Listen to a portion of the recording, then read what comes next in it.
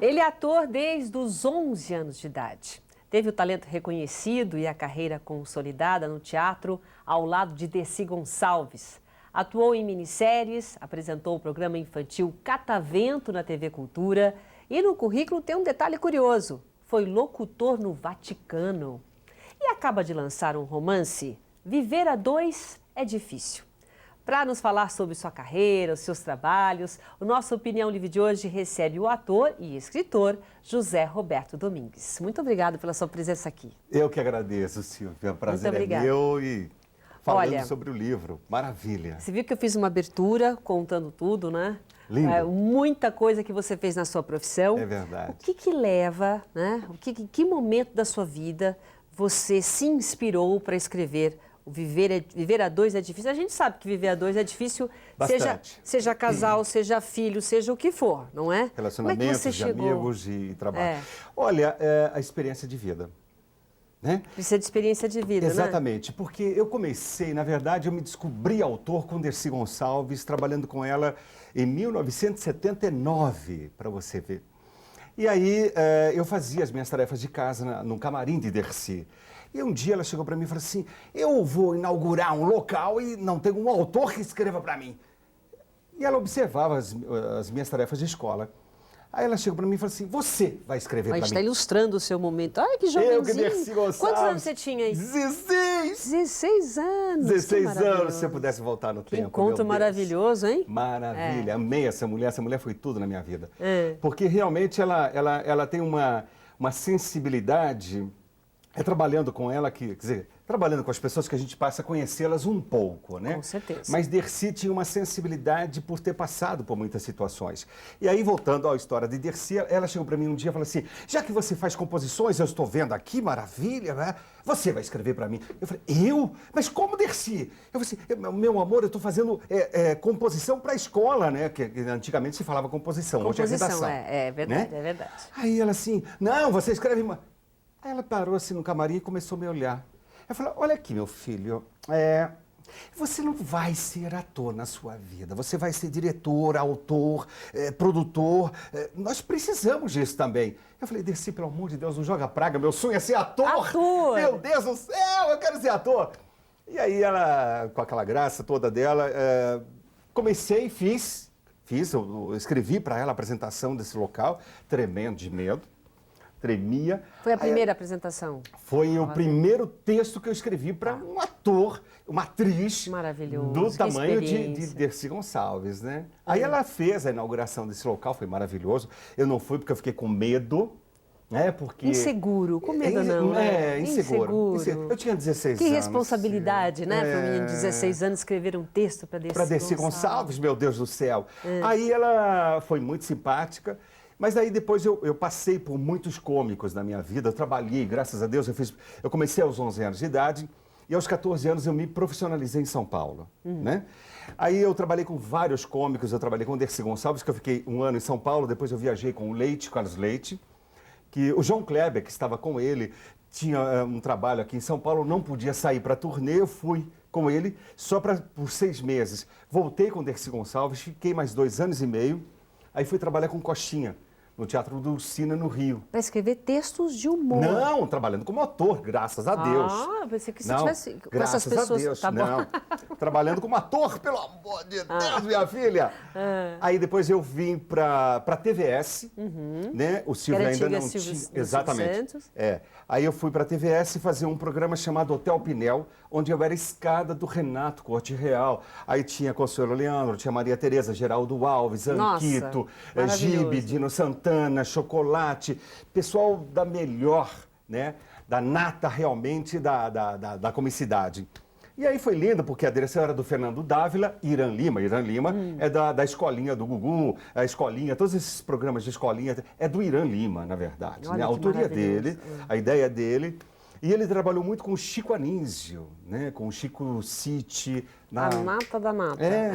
Então, assim, é uma pessoa que realmente entende de humor, né? E me deram esse presente dos céus. Aí depois eu eu tive uma passagem pela Globo como assistente de direção, depois eu fui para a Cultura, onde fiquei um bom tempo fazendo o Catavento, que é um programa que eu só tenho que agradecer à TV Cultura, porque a TV Cultura nos anos 80 era uma TV experimental. Ai, que bonitinha. Lindo, que saudade! É um essa clássico, música linda. né? É um clássico. Sim, saudades dessa música, dessa abertura. Eu tinha emoção, porque eram 15 minutos, mas sabe aqueles 15 minutos preciosos, né?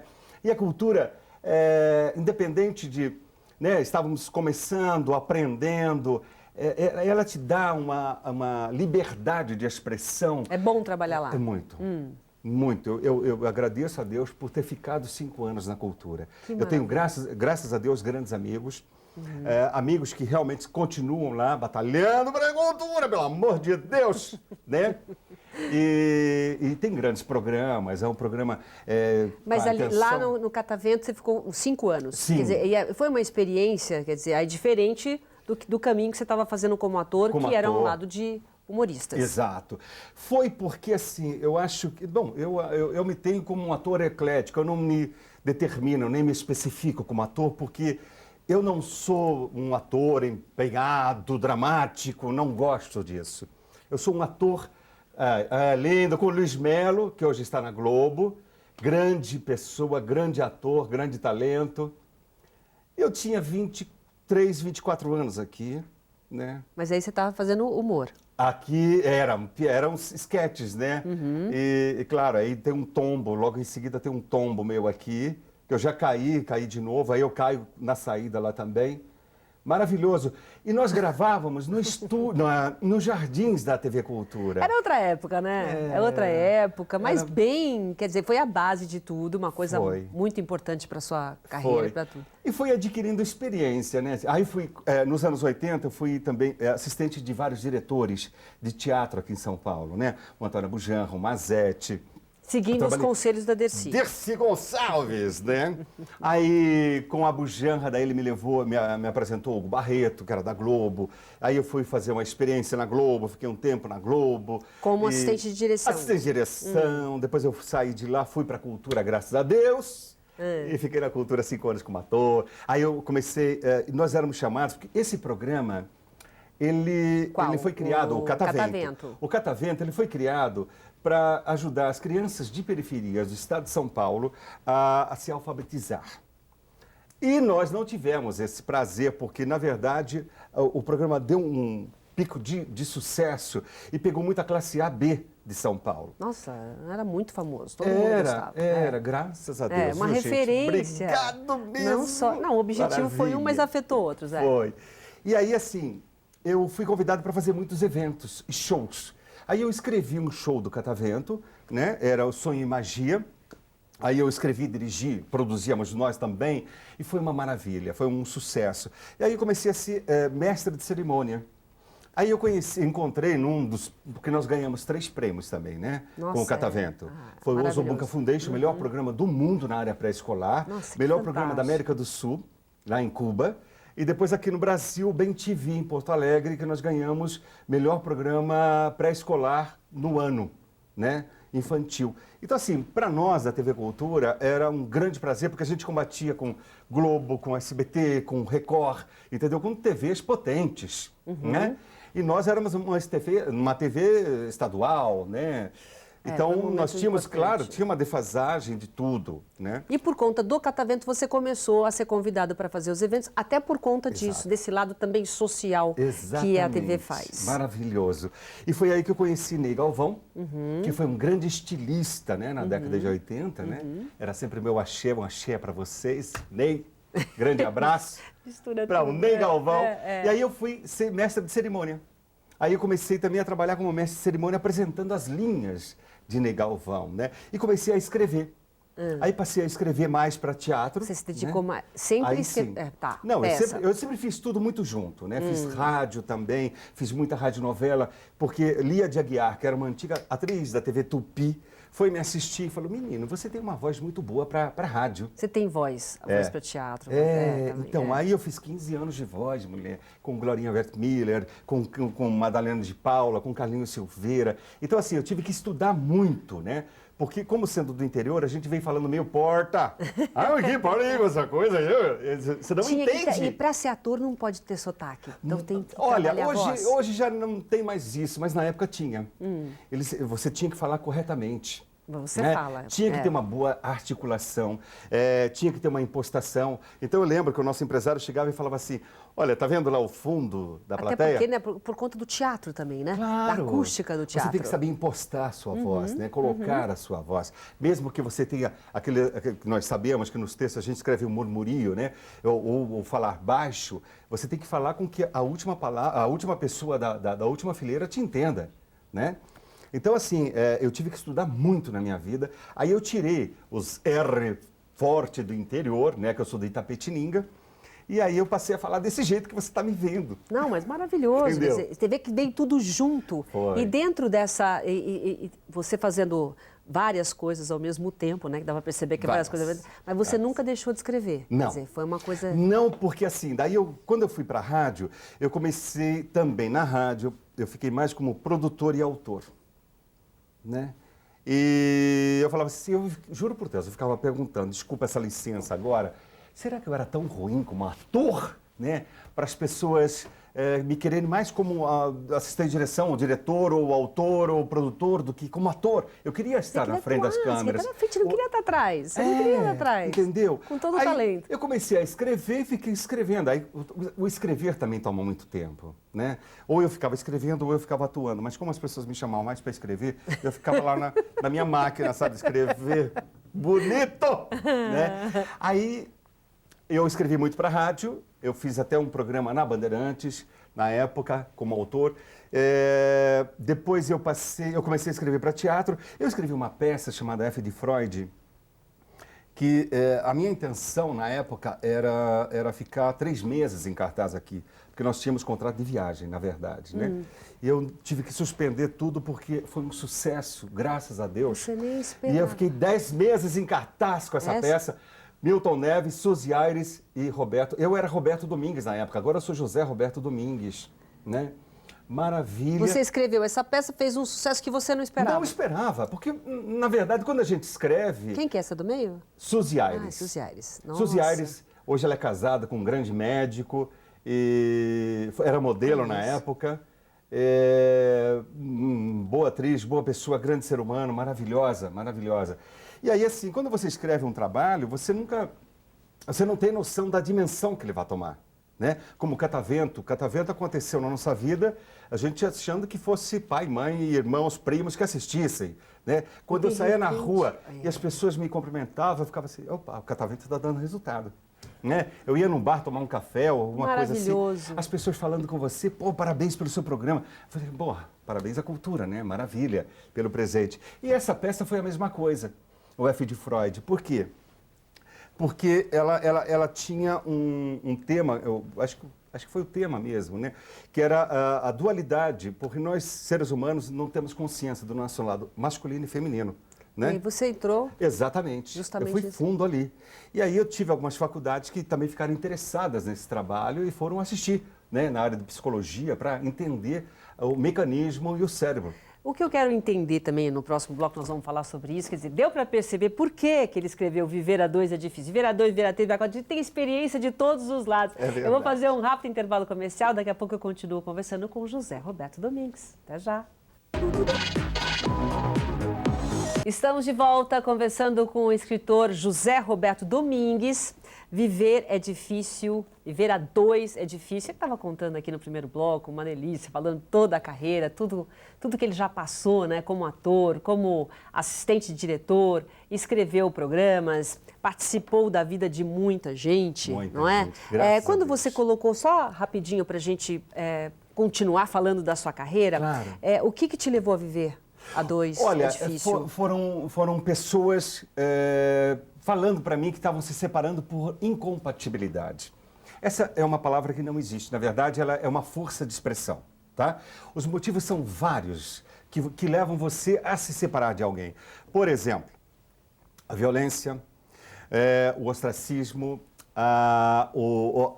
as pirraças tantas que a gente vai suportando, que chega uma hora que você não aguenta mais, e tantas outras variantes, né? Ciúmes, possessividade, imaturidade, consciência. Isso você está falando não só de um casal, você está falando de pessoas, porque o que você deu aqui no primeiro bloco foi uma aula de como viver entre pessoas, como viver com vaidades, como administrar o ego das pessoas. Exatamente. É muito difícil, isso aí tem que ter uma experiência realmente, você colocou. Porque quando você lê, viver a dois é difícil, falar, é eu e o meu namorado. Não. É viver na vida, essa troca, né? Exatamente. Aqui eu fiquei mais nos casais e na relação, tá? Social e pessoal.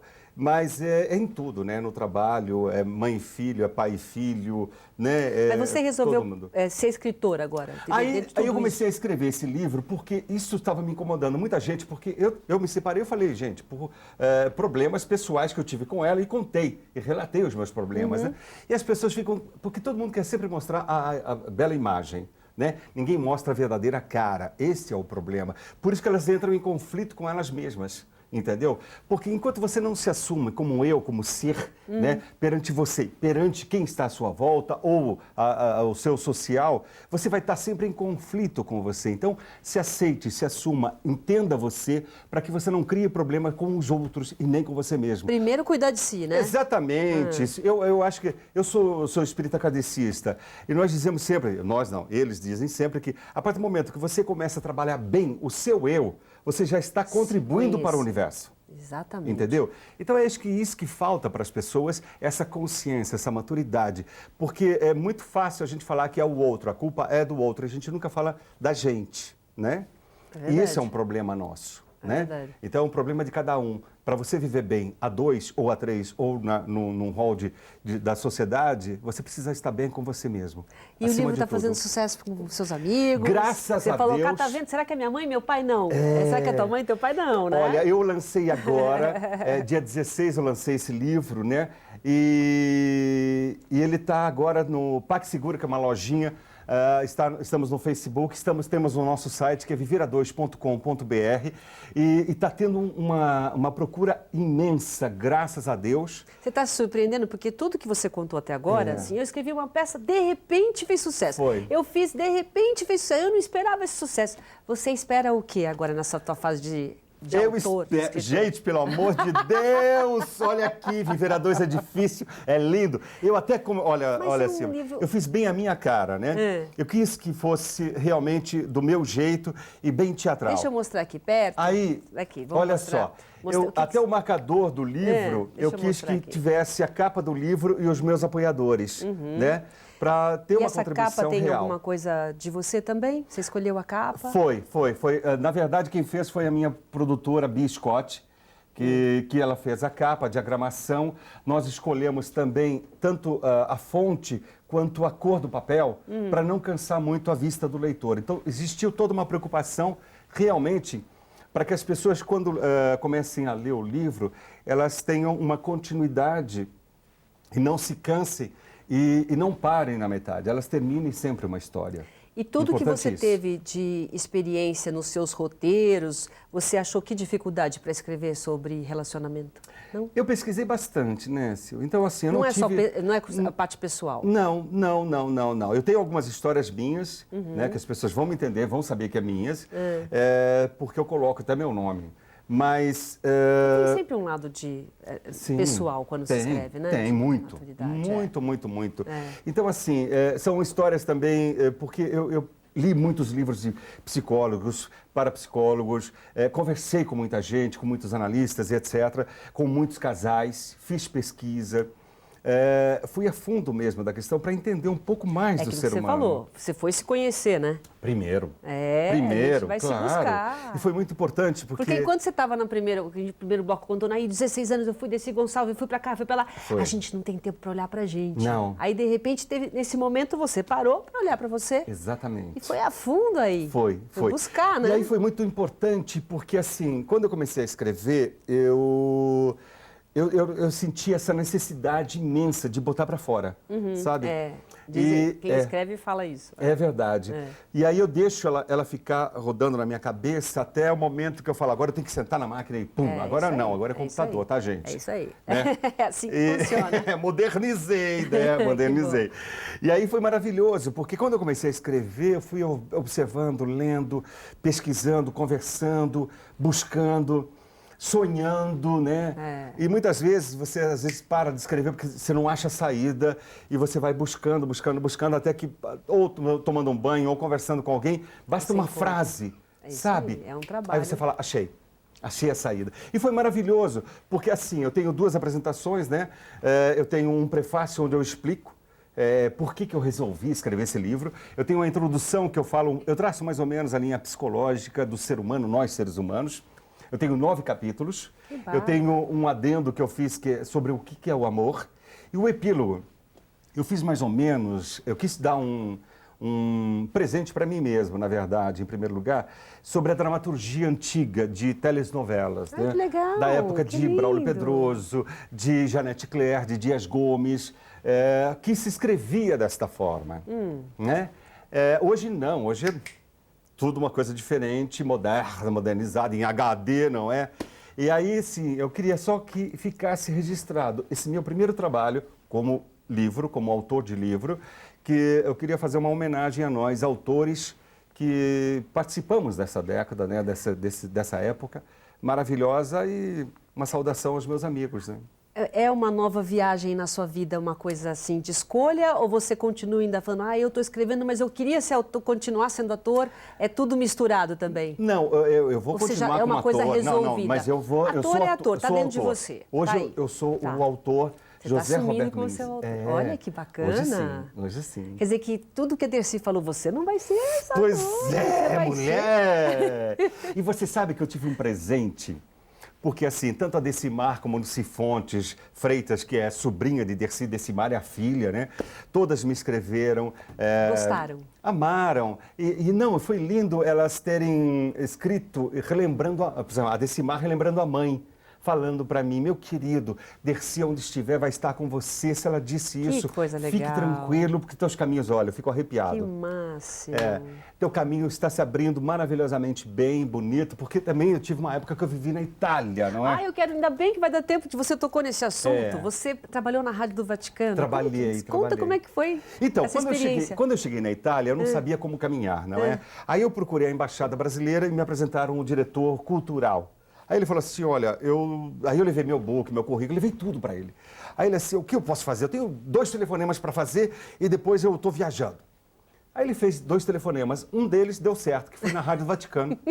Aí quem atendeu foi um jornalista. Aí ele falou assim, então fala para ele vir amanhã aqui, bababá. E no dia seguinte estive lá, aí ele falou assim, olha, eu estou saindo de férias, eu vou te levar para conhecer. Mas você foi para trabalhar na rádio? Eu não entendi. Não, eu fui para ficar 6 meses. Tá. Mas eu queria fazer alguma coisa. Enquanto isso. Exatamente. E aí eu queria também estudar a língua italiana, porque eu amo o italiano, né? Amo. Aí você foi na embaixada e ele falou, preciso dar 2 telefonemas. 2 telefonemas para ver se eu consigo alguma coisa para você. Se der 6 certo, meses. deu, se não der, acabou. Ok. E aí ele fez o segundo telefonema, deu certo. Aí eu marquei com ele, foi no dia seguinte. Aí ele, diante da minha conversa, meu book, meu currículo, tudo que ele viu lá, ele falou assim, eu estou saindo de férias. Sobe comigo. Aí subi para o andar, conheci o diretor. Aí ele assim, você faz um teste para mim, como locutor e tal. Mas você já sabia falar italiano ou não? Não, como português. Não, na língua portuguesa. Tá bom, okay. Rádio Vaticano tem várias línguas, né? Uma rádio do mundo lá. Tá. Aí eu fiz o teste e ele falou, olha, você foi aprovado, você assina um contrato de 6 meses. Eu falei, como? 6 meses assim? 6 meses. Eu falei, nossa, que maravilha. Ai, meu Deus, maravilha. Não acredito. Foi, juro por Deus. Aí foi maravilhoso, porque eu entrevistei o Collor, quando ganhou a eleição, que foi lá na Embaixada Brasileira. Entrevistei Chico Buarque, Marieta Severo, eu entrevistei o ministro da Justiça. Quem ia para a Itália parava lá e... porque assim, você sabe que nós temos as fontes, né, as informações e tal, todos que dão informação, olha, vai chegar tal fulano, olha, tal fulano, tal fulano. Aí o professor Dalmo da Abreu Dalari, gente, quando eu tive com ele, foi emocionante entrevistá-lo, porque, imagina, eu não tinha noção, né, da sumidade que estava na minha frente, e ele assim... ele leu as perguntas, ele falou assim, eu vou mudar tudo. Eu falei, como vai mudar tudo? Ele falou assim, eu vou fazer do meu jeito, pode? Eu falei, claro, mas o senhor vai dizer que o senhor vai dar aula aqui na Sapienza, a Roma, não, na universidade. Não, isso eu falo, mas eu quero falar de outras coisas. Eu falei, Jesus Cristo. E aí ele começou a redigir as perguntas e eu falei, meu Deus do céu, vamos lá, vamos que vamos, vamos que vamos. E vai no Vadavassa e foi maravilhoso, porque daí eu passei uma tarde agradabilíssima com ele, com a mulher. Aí passeamos por Roma e foi magnífico. Foi uma época bem intensa também, né? Como tudo na sua vida, né? Tudo. A gente está terminando o programa, olha, eu vou te dizer, é uma entrevista intensa. A gente acompanha você de uma forma assim, né? De perder o fôlego. Eu acho bacana, porque você deve ter muita coisa para contar aqui, independente de você agora ter realmente falado, não, eu quero, nasceu o autor José Roberto Graças Domingues, a Deus. com toda essa bagagem, com tudo que você tem, que é uma experiência, é uma nova viagem na sua vida que eu tenho certeza que vai dar certo. Sim, não, só mais uma coisinha, assim, o que eu fiquei muito feliz é que aí a minha voz acho que ficou registrada, né? Isso em 1991, eu fiquei 90 e 91 na Rádio Vaticano. 2001, eu fui chamado para a santificação de Padre Pio, né? Padre Pio é um frate cappuccino que morava em Gubbio, ao sul da Itália, né? E ele foi depois que ele faleceu, ele virou um padre, né, que fazia milagres. E ele é muito conhecido na Europa e nos Estados Unidos. E aí nós gravamos um CD, né, lá na Itália, pela Sony Music, e só tiveram 2 artistas estrangeiros convidados. Eu e Padre Anthony Eligitiman, que era o último devoto de Mahatma Gandhi. E mais, acho que 21 artistas italianos maravilhosos, maravilhosos. Então se chama San Pio di Pietrelcina, Padre Pio. Olha, o santo. Não temos mais tempo, mas parabéns. Beijos, parabéns pela sua participação aqui no nosso programa. Obrigado, Sucesso para você. Obrigado. Tá bom? E nossa opinião livre de hoje fica por aqui. Obrigado pela sua companhia e até o próximo programa. Tchau.